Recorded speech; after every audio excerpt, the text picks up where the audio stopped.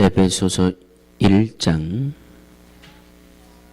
15절로 마지막 23절 말씀까지 합독하시겠습니다. 에베소서 1장 15절 말씀부터 합독하시겠습니다. 제가 가진 책으로 310페이지입니다. 합독합니다. 시작. 이를 인하여 주 예수 안에서 너희 믿음과 모든 성도를 향한 사랑을 나도 듣고 너희를 인하여 감사하기를 마지 아니하고 내가 기도할 때에 너희를 말하노라. 우리 주 예수 그리스도의 하나님 영광의 아버지께서 지혜와 계시의 정신을 너희에게 주사 하나님을 알게 하시고 너희 마음 눈을 밝히사 그의 부르심의 소망이 무엇이며 성도 안에서 그 기업의 영광의 풍성이 무엇이며 그의 힘의 강력으로 역사하심을 따라 믿는 우리에게 베푸신 능력의 지극히 크심을 어떤 것을 너희로 알게 하시기를 구하노라. 그 능력이 그리스도 안에서 역사하사 죽은 자들 가운데서 다시 살리시고 하늘에서 자기의 오른편에 앉히사 모든 정사와 권세와 능력과 주관하는 자와 이 세상뿐 아니라 오는 세상에 일컫는 모든 이름 위에 뛰어나게 하시고 또 만물을 그 발 아래 복종하게 하시고 그를 만물 위에 교회의 머리로 주셨느니라. 교회는 그의 몸이니 만물 안에서 만물을 충만케 하시는 자의 충만이니라. 이 말씀은 살아계신 하나님의 말씀입니다. 아멘. 신구약 66권의 말씀을 보시면 구약에서도 신약에서도 많은 기도하는 인물들을 성경 속에서 만나보게 됩니다. 오늘은 그 중에서 특별히 사도 바울이라고 하는 인물을 한번 말씀 속에 조명을 해봤습니다. 사도 바울은 많이 기도했고 또 많이 응답받았고 많이 체험을 했고, 다시 한번 말씀드릴게요. 많이 기도했고 많이 응답받았고 많이 체험했고, 저희 가정에 딸이 있고 사위가 있고 손녀가 있고 아들이 있습니다. 제가 많이 기도해서 많이 응답받았고 많이 체험했고, 그러면 이 믿음 생활을 저희 아이들에게 가르쳐 줄까요? 안 가르쳐 줄까요? 대답을 기대하지는 않았어요. 저는 다 그냥 침묵하고 계실 거 아니까. 세상의 그 어떤 것보다도 내가 하나님 앞에 기도했더니 하나님이 내게 응답해 주셨고 그 응답이 내게 체험이 되었을 때 이 귀한 것을 내 자녀들에게 가르쳐 주겠는가 안 가르쳐 주겠는가, 이건 이게 여쭤본 제가 부끄러운 질문이죠. 예? 마찬가지로 사도 바울도 그가 믿음 생활하면서 많이 기도했고 기도할 때마다 하나님이 응답해 주셨고 그 응답을 체험을 받았는데 가르쳐 줄 만한 사람이 누가 있을까 찾아보니까 바로 사도 바울에게 디모데라고 하는 제자가 있었단 말이죠. 그러니까 그 제자 디모데에게 제자야, 이렇게 믿음 생활하는 게 신이 날 수가 없다. 기도만 하면 하나님이 응답해 주시고 내가 체험을 하니까 이것을 내가 너에게 가르쳐 주고 너에게 부탁하고 너에게 명령하고 뭐 해라고요? 기도하라고요. 기도하라고.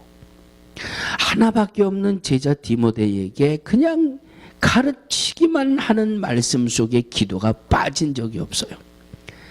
믿음 생활하는 데는, 신앙 생활하는 데는 여러 가지 요소가 있지만 그 중에 내가 체험해 보니까 기도가 너무 소중하더라. 신앙 생활하면서 믿음 생활하면서 기도 모르는 사람들이 어디 있어요? 그런데 일평생 기도만 하다가 하나님 앞에 가는 사람이 있고, 일평생 기도만 하면 하나님이 응답해 주시고 그 응답을 체험하면서 믿음 생활하는 분들이 있어요. 자, 그래서 오늘 이 사도 바울이 바로 그 제자에게 하는, 그냥 말만 입만 벌리면 기도해야 된다. 내가 기도해 보니까 하나님이 이렇게 응답하시니까 기도해야 된다, 기도해야 된다, 기도해야 된다. 그러면서 주신 말씀이 사도행전 5장 16절, 17절, 18절.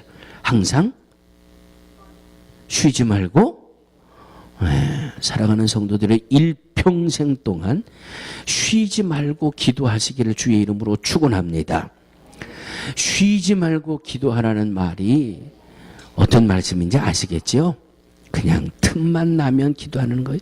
문제만 있으면 기도하라는 거예요. 그냥 기도 제목을 끄집어내서라도 기도하라는 거예요. 쉬지 말고 기도하라. 범사에 감사하라. 이는 그리스도 예수 안에서 너희를 향하신 하나님의 뜻이니라. 예수님의 공생의 3년 기간 동안 많은 곳을 다니셨지요.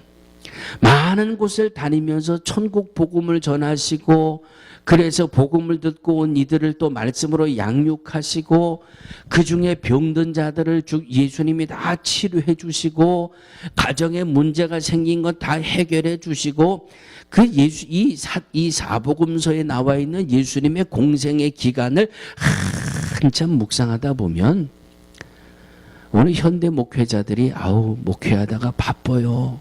목회가 얼마나 바쁜 줄 아세요? 이런 말이 얼마나 부끄러운지 알 수 없습니다. 그래도 요새는 차 타고 다니잖아요. 요새는 저도 시에나 타고 다니잖아요. 이 눈길에도요 4x4라서. 그래서 제가 어제 카톡 드린 거는, 눈길에 힘드시면 교회차가 쌩 하고 내려갑니다. 예수님 시대는 맨발로 걸어다니면서 복음 전하셨잖아요. 맨발로 걸어다니면서 병든 자들을 고치셨잖아요. 예수님이 그 공생의 3년 기간 동안 그 목회를 생각해 보면, 오늘 우리의 삶이 바쁘다, 피곤하다, 힘들다, 10번 하던 거 한 7, 8번으로 줄여야 되지 않겠나, 그런 생각을 해보게 됩니다. 더군다나 이렇게 맨발로 이렇게 걸어다니면서 공생애 동안 복음을 전하시다가 쉴 만한 때가 되면 예수님 어디에 가셨을까요? 성경에 보니까 좀 쉴만 하면 다른 마을로 갈 때 제자들을 먼저 배 태워 보내고, 예수님은 따로 한적한 곳에 가서, 예수님 따로 산에 가서 기도하셨어요. 그저 열심히 복음 전하시고 병자 고쳐주고 문제들 다 해결해 주면서 영혼이 잘됨 같이 범사가 잘되고 강건함의 역사를 이루어 주시면서, 틈만 나면 하나님 앞에 무릎 꿇고 기도하시고, 틈만 나면 산에 올라가 기도하시고, 몸으로 이 기도 생활을 보여주신 거 아니에요. 누구에게? 제자들에게. 오늘 이 말씀을 보면서 말씀에서 은혜를 받고 있는 저와 여러분들에게 예수님이 직접 몸으로 보여주신 것, 믿음 생활 중에 하나가 바로 기도 생활 아니에요. 바빠도 기도는 쉴 수 없는 거다. 때로는 금식하면서 기도하셨잖아요. 이런 기도의 믿음 생활을 예수님이 몸으로 보여주시면서 기도하는 신앙이 얼마나 소중한지를 제자들에게 보여주셨고, 오늘 말씀을 보고 있는 저와 여러분을 향해서 기도하는 믿음 생활이 너무나도 소중하다고 말씀하고 있는 것이 주의 음성인 줄로 믿습니다. 마태복음 6장 9절입니다. 그러므로 너희는 이렇게 기도해라. 그러므로 너희는 이렇게 기도하라. 하늘에 계신 우리 아버지여. 기도를 예수님이 직접 가르쳐 주셨잖아요. 이 주기도문이라고 직접 가르쳐 주셨고, 마태복음 26장 41절에 보니까 시험에 들지 않도록 깨어 기도해라. 시험에 들지 않도록 깨어 기도해라. 마가복음 9장 29절에 가보니까 기도 외에 다른 유로서는 이런 유가 나갈 수 없느니라. 기도 외에 다른 것으로는 이런 유가 나갈 수 없느니라. 성도의 기도 생활이 얼마나 소중한지 알 수 없습니다. 할렐루야. 저를 한번 따라해 주시기 바랍니다. 대림절 두 번째 주일에 주님께서 나에게 기도하라고 말씀하셨습니다. 할렐루야. 기도하는 믿음이 얼마나 소중한지 알 수 없어요. 저는 월요일 날 파라과이 한인감리교회 월요일 날 출발했다가 어제 오후에 들어왔습니다. 이 파라과이라고 하는 지역은 중남미가 되나요? 남미 하여튼 있어요. 나중에 지도 찾아보시면 어딘 줄 알아요. 이 파라과이라고 하는 지역에 한인분들의 이민이 농사 이민을 처음에 많이 시작하셨대요. 땅이 뭐 대한민국의 4배라고 하니까 거기에 와서 농사를 짓는 것으로 첫 이민을 시작을 했는데 제일 많이 한국 분들이 이민 왔을 때가 뭐 한 3만 명에서 3만 5천 명. 지금은 뭐 우리 이 미국하고 비슷한 것 같아요.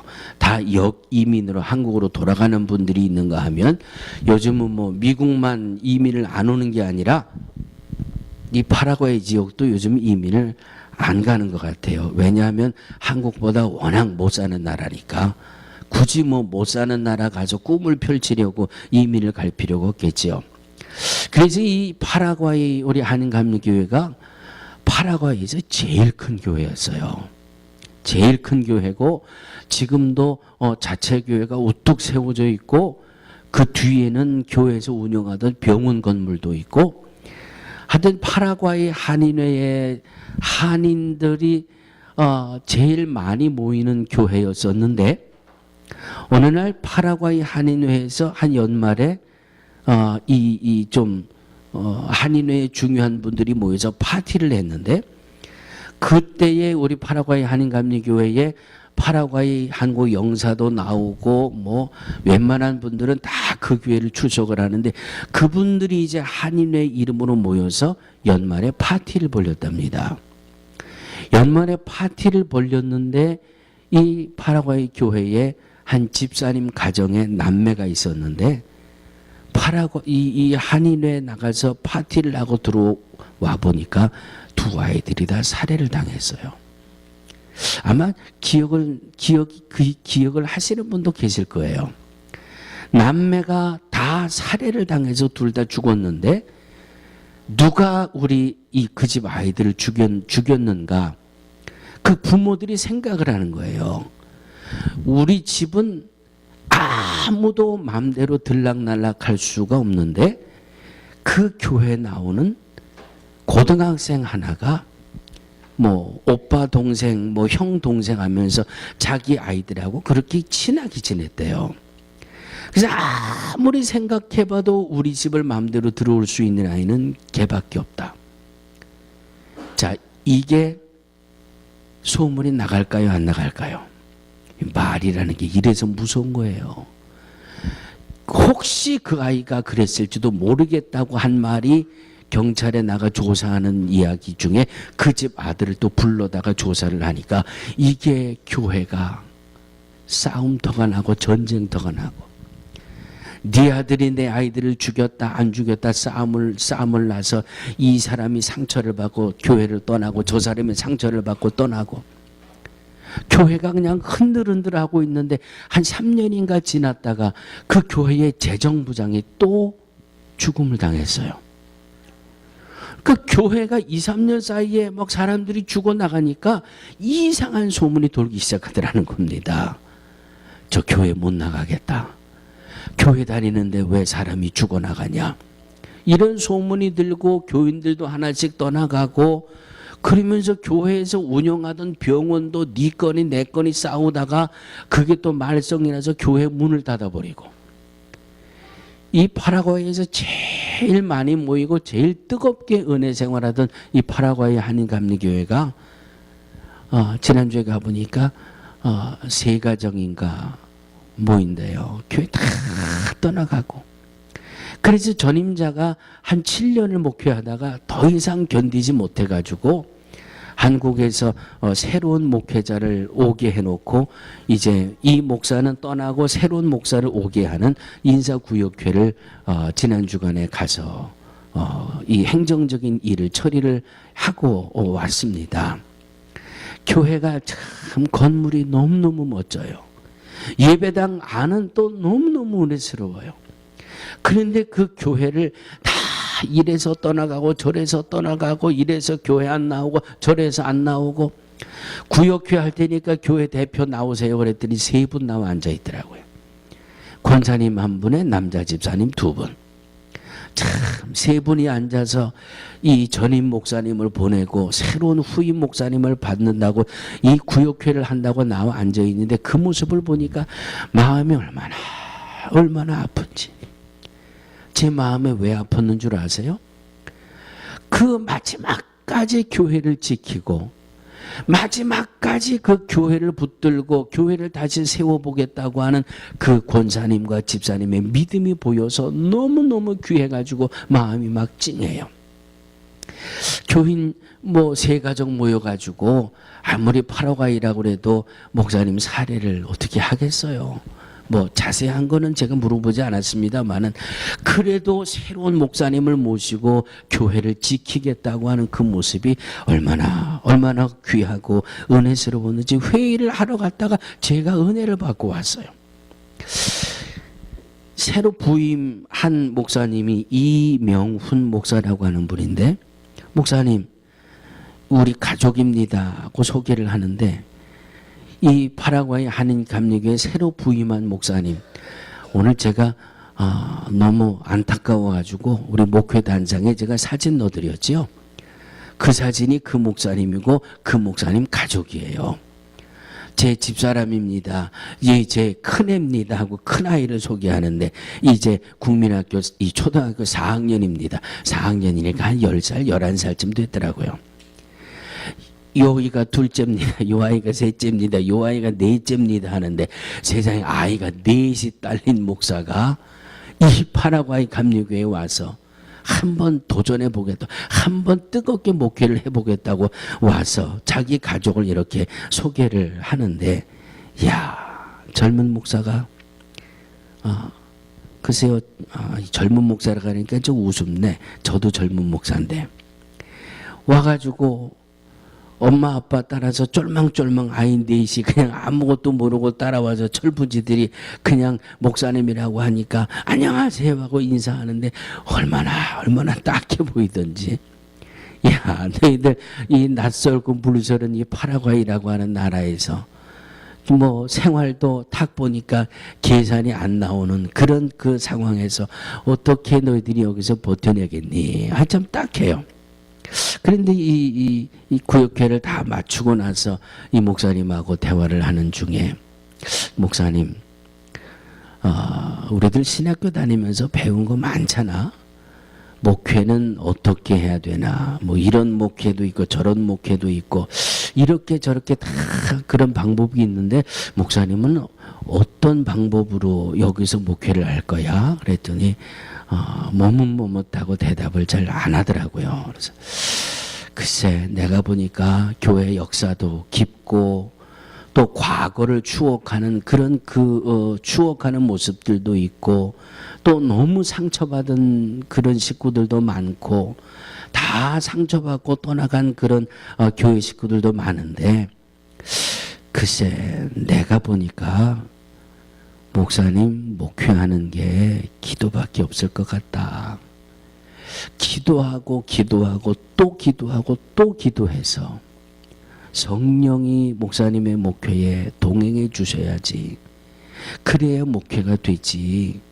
그냥 이거 얼렁덜렁 목회해가지고는 안 될 것 같아. 상담 목회, 신방 목회, 일터 목회 이런 거 다 집어치우고 그저 하나님 앞에 나가 무릎 꿇고 기도하는 목회.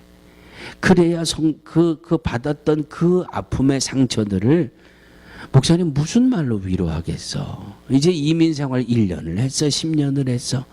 그 파라과이라고 하는 지역에서 그 무더운 날씨에 이민 와서 고생하는 그분들에게 당신이 무엇으로 그분들의 상처를 만져주겠냐? 이건 성령님이 하셔야지. 성령님이 하실 수 있는 방법은 기도하는 것밖에 없겠다. 목사님 기도하면서 목회해야 될 것 같아. 내가 볼 때는 그래. 이 목사님 혹시 제 마음을 들여다보는 영역이 있으세요? 그러더라고요. 네? 어쩌면 그렇게 제 마음을 그렇게 읽으셨어요. 근데 사실 요즘은 젊은 목회자들이 글쎄요, 기도하는 목회자들도 많지만 기도해라 성령 받아라 그러면 뒷짐지고 물러나는 젊은 목회자들이 많아요. 뭐 기존에 있는 목사들도 성령 얘기하면 이단처럼 생각하고요. 방언하고 예언하고 통변하고 신유 얘기하면 이단처럼 생각하고 이렇게 뒷걸음치는 목사들도 많아요.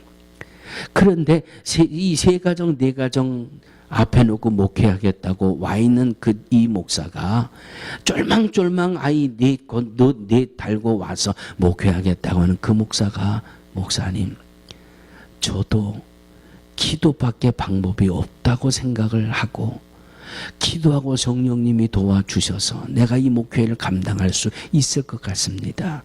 목사님 꼭 기도해 주세요. 얼마나 은혜를 사모하는지 얼마나 이 믿음 생활에 영성 있는 목회를 하려고 하는지 참 소망이 보이더라고요. 그래서 제가 어제 나 잘 도착했는데 목사님 혹시 사진 있으면 나한테 하나 보내줘.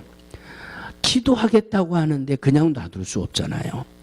기도하겠다고 하니까 그 사진 내가 앞에 걸어놓고 늘 같이 기도해 줄 테니까 사진 하나 보내줘. 그랬더니 보내온 사진이 지금 주보에 있는 그 사진이에요. 자, 그 밑에 또 아주 착실하게 이름까지 다 써놨더라고요. 자기 이름, 사모 이름, 아이 넷 이름까지 다 써놨더라고요. 파라과이 한인 감리교회입니다. 여러분 기도하실 때마다 이 목사님과 이 목사님 가정을 위해서 기도해 주시고 그 교회를 위해서 기도해 주시기 바랍니다. 아멘. 힘으로도 아니 되고 능으로도 아니 되고 오직 기도만이 우리의 힘이 되고 우리의 능력이 되어지고 혼자 기도하는 것보다 옆에서 중보하고 후원하는 이 기도의 후원이 얼마나 든든한지 알 수 없어요. 할렐루야. 그래서 기도하는 믿음이 너무 소중하고 중보하는 믿음이 너무 소중하고 사랑하는 성도들이요. 성탄을 준비하는 대림절의 두 번째 주일 또 예수님 재림하시는 그 재림을 맞이하기 위해 경건하고 진실하게 믿음 생활하려고 하는 우리에게 정말 기도 생활이 다시금 회복되어지고 기도하는 믿음으로 예수님의 재림을 준비할 수 있는 저와 여러분들이 되어지기를 주의 이름으로 축원합니다. 목사님, 나는 교회 다닌 지 5년, 10년이 됐는데요. 10년 전이나 지금이나 달라진 게 없어요. 뭐 성경을 봐도 그렇고 찬송을 불러도 그렇고 교회 가서 예배를 봐도 그렇고 글쎄 5년 전이나 10년 전이나 내 믿음은 맨날 그 자리에 있는 것 같아요. 제가 그분에게 뭐라고 대답을 해드렸을까요? 기도밖에 없어요. 기도예요.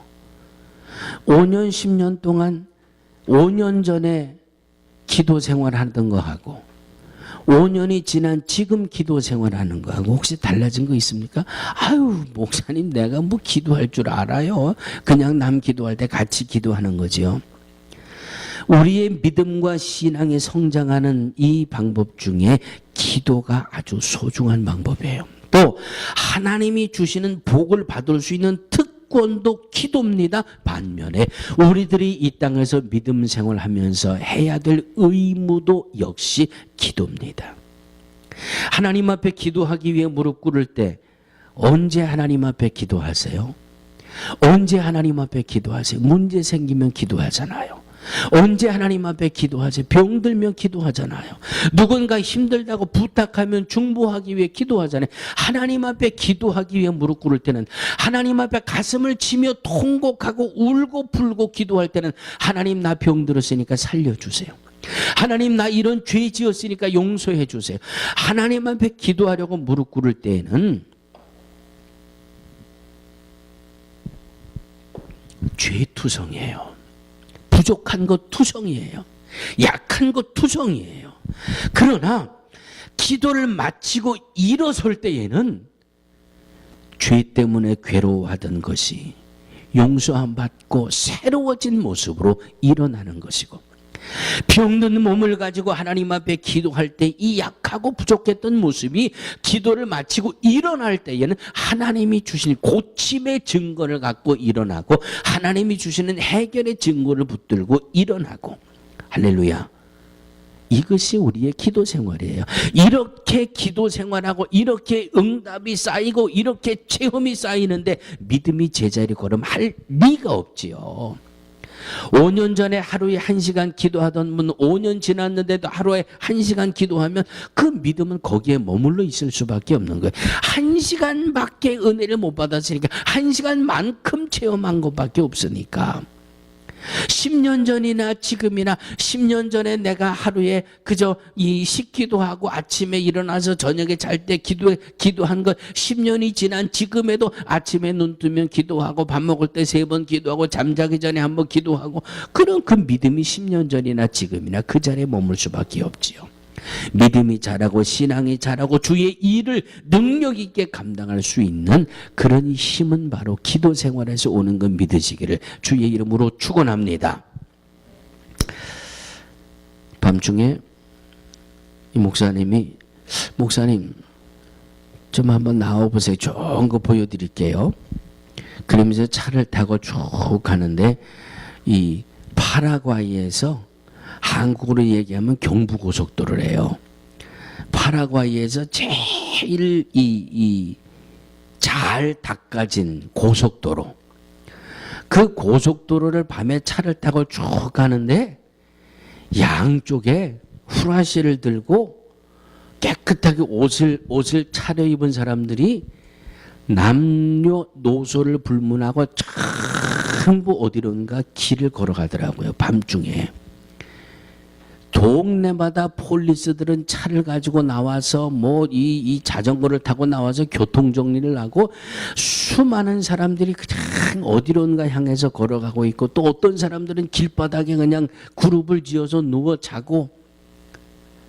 이 12월 첫째 주일, 오늘 새벽에도 잠깐 말씀드렸습니다마는 12월 8일 날이 이 파라과이의 까꾸페 성녀의 날이라고 하는 1년 중에 이 천주교인들의 큰 축제의 날이 12월 8일이래요. 이제 파라과이의 수도가 아순시온이라고 하는 이 지역인데, 아순시온이라고 하는 이 지역에서 까꾸페라고 하는 성당이 있는 이 마을까지 거리가 약 54km. 그래서 매년 12월 8일에 이 까꾸페에 있는 성당을 가기 위해서 파라과이에 사는 모든 이 캐톨릭 신자들이 거기를 다 가는 거예요. 12월 8일의 날짜 맞춰서 걸어가는 거예요. 걸어가는 거. 또 그 지역에 있는 나라 중에 좀 열심히 이 캐톨릭 천주교에 열심히 있다고 하는 사람들은 비행기 타고 그 아순시안 공항에 내려가지고 거기서부터 그 54km가 떨어져 있는 이 까꾸페라고 하는 이 마을까지 걸어가는 거예요. 걸어가서 12월 8일 날 이 성녀의 날이라고 하는 이 캐톨릭의 천주교의 이 큰 축제를 참석하기 위해서, 오늘 제가 이 말씀을 드리려고 자료를 좀 찾다가 준비해 봤더니, 바로 12월 8일 날 이 성녀의 날 성당에 가서 그 미사에 참석하기 위해서 어떤 사람은 생으로 머리에 가시관을 쓰고요, 피를 철철 흘려가면서 일주일 보름을 걸어서 거기까지 가는 천주교인이 있대요. 그리고 어떤 사람은 성모 마리아 상을 만들어 가지고 그걸 들고 까꾸페에 있는 그 성당까지 걸어가는 사람이 있고, 어떤 사람은 무릎으로 기어서 양쪽 무릎이 터져서 피가 철철 나는데도 무릎으로 기어서 가는 사람이 있는가 하면, 아니면 이 우리 남자들 군대 생활할 때 포복이라 그래요. 엎드려서 막 양쪽 팔꿈치, 발꿈치가 다 까지도록 이렇게 기어서 성당까지 가는 그런 사람들이 있대요. 천주교인들은, 파라과이에 있는 천주교인들은 올해 결혼이 있다거나 아니면 취직이 있다거나 가정에 큰 행사가 있으면 반드시 12월 8일 날 그 성녀의 날이라고 하는 축제에 그 성당까지 가는 그 일을 해야 된답니다. 그런데 파라과이에서 제일 좋은 고속도로가 있고, 거기도 대중교통이 있고 다 편안하게 갈 수 있는데 왜 이렇게 걸어가고 기어가고 왜 이 고행을 합니까? 그랬더니, 힘들면 힘들수록 죄가 없어진다. 고통스러우면 고통스러울수록 천국에 가까이 간다.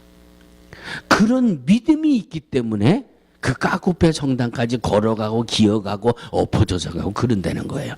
이야, 저건 아닌데. 아니, 성경에 어디 고행을 하면 죄의 용서 안 받는다는 말씀이 어디 있어요? 성경에 고통스럽게 성당을 가서 미사를 드려야 천국 간다는 말이 어디 있어요? 성경은 원웨이, 오직 예수 그리스도밖에 없는데 왜 하나님 찾고 예수님 찾는 이 기독교라, 이 천주교라고 하는 사람들은 왜 그 사람의 행위 속에서 죄 사함을 받으려고 하고, 왜 그 행위 속에서 천국의 영생을 보려고 할까? 참 어리석다. 그렇게 생각을 가만히 하다가 마음속에 불뚝하고 떠오르는 말씀이 한 구절이 기억이 나더라고요. 마가복음 9장 13절 말씀입니다. 예수께서 이르시되 할 수 있거든이 무슨 말이냐? 믿는 자에게는 능치 못함이 없느니라. 신앙 안에서 볼 때, 성경 안에서 볼 때 그분들의 그 고통스러운 그 행렬은 순례가 아니라 이건 고행이에요. 그건 어떤 그 순례가 아니라 자기 스스로 몸을 망가뜨리는 자학밖에 될 수가 없어요. 그런데도 그분들에게는 여기에 죄사함이 있고 여기에 영생이 있다고 하니까 그냥 그걸 감당하는 거예요. 그러니 할 수 있거든이 무슨 말이냐? 믿는 자에게는 능치 못함이 없는다는 이 말씀이 불꽃 치밀어 오르는 것은, 제가 지금까지 30년이 넘도록 목회하면서 집사님 기도해야지요, 이번 주간에는 좀 새벽 예배를 드려야 될 것 같은데, 목사님 내 생활이 얼마나 바쁜지 아시잖아요. 나 못 가니까 나 대신 목사님이 기도해 주면 되잖아요.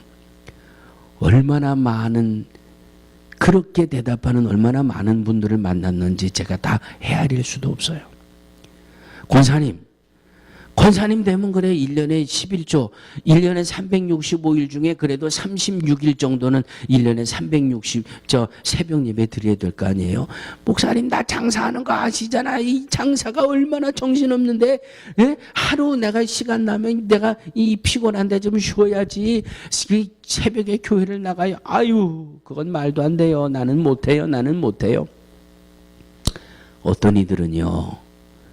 어떤 이들은 말도 안 되는 건데 거기에 믿음이 있다고 하면서 온몸에 피를 철철 흘리며 거기까지 기어가요.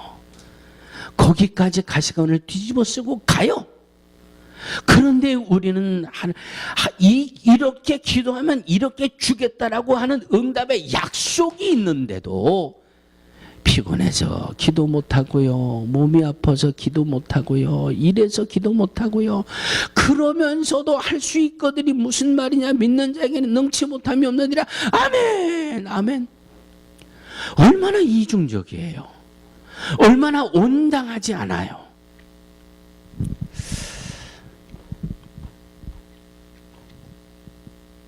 저와 여러분들은 하나님을 살아계신 하나님으로 믿는 하나님의 자녀들입니다. 믿고 기도하면 응답해 주신다는 약속도 우리에게 있습니다. 나는 나이가 많아서 기도할 수 없어요. 나는 일이 너무 바빠서 기도할 시간적인 여유가 없어요. 나는 몸이 너무 아파서 기도할 수 없어요. 혹시 내가 기도 생활하는데 방해되는 요소가 떠오르거든, 이 시간부터 반대로 뒤집어서 생각할 수 있게 되기를 주의 이름으로 축원합니다. 나는 너무너무 바빠서 기도할 시간이 없어요. 그러면 이제 이후로는 나는 바빠서 기도할 시간이 없으니까 이불 보따리 싸고 교회 가서 자면서 기도하겠습니다. 이렇게 바꿔줄 수 있게 되기를 주의 이름으로 축원합니다. 하기 싫어도 아멘 하세요. 이건 해야 되는 거니까 해야 되는. 나는 몸이 아파서 기도 못합니다. 죽으면 죽으리라. 내가 이래도 내 생명 다하면 죽을 거고 저라면 병들어 죽을 거면 차라리 내가 기도하다가 죽겠습니다 하는 믿음으로 주님 앞에 기도하겠습니다 하고 마음을 바꿀 수 있는, 안 된다 못 된다고 했던 그 대답들이 이렇게 해서 하겠습니다라고 그 대답이 바뀌어지는 역사가 있게 되기를 주의 이름으로 축원합니다. 왜? 이렇게 하라고 예수님이 이 땅에 오셔서 우리에게 몸으로 보여주셨으니까, 이렇게 기도하라고 예수님이 말씀해 주셨으니까, 이렇게 기도하면 이렇게 응답하겠다고 성경에 가득 채워져 있으니까. 난 놓고 기억자를 모른다, 땅 짚고 헤엄친다, 쉬운데도 아는데도 못할 때에 너무 안타까워서 하는 말이잖아요. 낫을 옆에다 놓고도 낫을 놓고도 기억자도 모른다. 그 옆에 기억자가 있는데 왜 모를까? 얼마나 안타까워요. 땅을 짚고 헤엄치는 게 얼마나 쉬운데 나는 수영 못한다, 헤엄 못한다 그러고 있을까? 얼마나 안타까워요. 그런데 바로 이것이 성경이거든요. 왜 기도해야 되는지, 기도하면 어떤 은혜가 있는지, 기도하면 어떤 역사가 있는지 이런 수도 없이 말씀을 하시는데 나는 이래서 기도 못해요, 나는 저래서 기도 안 해요. 얼마나 많은 이유들이 있어요. 이 까쿠페 성녀의 날 그냥 온몸에 피투성이가 되면서도 성당까지 기어가서 12월 8일 날 축제하는 그 사람들의 믿음을 보면서 사람은 하고자 하는 마음만 있으면 무엇이든지 할 수 있구나. 우리 한국의 한국의 산업화가 시작되면서 그 사우디아라비아에 얼마나 많이들 가셨어요. 중동 지역에 얼마나 많이 가셨어요. 왜? 일하러들 가셨잖아요. 일하러 가서 땀 흘려 일해서 버는 돈을 집으로 보내서 내 집을 좀 잘 살게 하려고. 그런데 혹시 우리 식구 중에 사우디 다녀오신 분 계세요? 홍 권사님 다녀오셨어요? 그 사우디가 사람 살만해요? 살만하지 않아요? 리비아. 그 날씨 그분들에게는 죄송한 말이지만 살만하세요? 제 파라과이는요, 그냥 낮에 해만 떴다 하면 100도, 120도, 140도. 그늘로 들어가면 좀 서늘하다고 하는데 그늘에 들어갔다고 해서 120도, 140도 가면 얼마나 시원하겠어요. 24시간 에어컨을 틀어놔야 되고요. 제가 지난 여름에 이 에어컨 엘러지 때문에 이 두통으로 얼마나 힘들었어요. 가니까 에어컨이 없으면 안 되잖아요. 그러니 그냥 혹시 몰라서 가져간 타이레놀만 그냥 아침에도 먹고 낮에도 먹고 저녁에도 먹고 내 약도 먹어야 되고, 약만 먹은 거 생각하면 밥 안 먹어도 배부를 것 같아. 그런데 거기서 사람이 살더라고요. 그 땡볕에서도 성당까지 가야 되겠다라고 하는 그 의지가 가게 만들더라고요. 성당까지 기어가다가 힘드니까 중간에 그냥 길바닥에 누워서 그냥 잠자더라고요. 수건 같은 거 하나 덮고 자고 일어나면 또 가고. 사람의 의지라는 게요, 얼마나 강해요. 사람이 하고자 하는 이 마음이 얼마나 강해요. 그런데 왜 믿음 생활에만 들어오면 한없이 약해질까? 무엇이든지 할 수 있다라고 사회생활도 하고 경제생활도 하는데 왜 믿음 생활만 들어오면 이래서 못하고 저래서 못하고 이래서 안 되고 저래서 안 되고. 사랑하는 성도들이요, 하나님의 약속을 붙들 수 있게 되기를 주의 이름으로 축원합니다. 하면 할 수 있습니다. 생각을 바꾸시기를 주의 이름으로 축원합니다. 대림절의 두 번째 주간, 하나님의 약속이 있으니 기도하면서 성탄을 준비하고 기도하며 재림을 준비하고 우리의 믿음 생활이 기도 생활로 충만히 채워지는 이런 힘 있는 능력 있는 역사가 풍성하기를 주님의 이름으로 축원합니다. 거룩하신 하나님, 예수님의 성탄을 준비하고 예수님의 재림을 준비하는 대림절의 두 번째 주일, 기도를 몸으로 보여주신 그 말씀을 은혜로 나누며 기도하는 믿음, 기도하는 신앙, 하나님 다짐하며 결단하게 하시니 주님 감사합니다. 할 수 있다 하시니는 나의 능력, 주 하나님, 내게 능력 주시는 자 안에서 내가 모든 것을 할 수 있습니다. 우리의 믿음이 정말 기도 생활로 채워질 수 있는, 그래서 사도 바울처럼 기도 많이 하고 응답 많이 받고 체험 많이 하고 그 체험을 가르치고 전하며 가정마다 기도의 역사가, 우리의 교회의 기도의 뜨거운 역사가 풍성해질 수 있도록 주님 역사하여 주시옵소서. 예수님의 이름으로 간절히 기도하옵나이다. 아멘.